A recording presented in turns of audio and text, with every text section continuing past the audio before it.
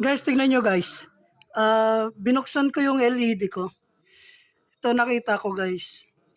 So meron rin pala siya rito ng capacitor. Ito guys, oh. Kung busted na pala yung ilaw nyo guys, baka ang may diferensya lang guys, ito lang. O may papalitan lang dito guys. Ayan o. So, ito yung LED natin.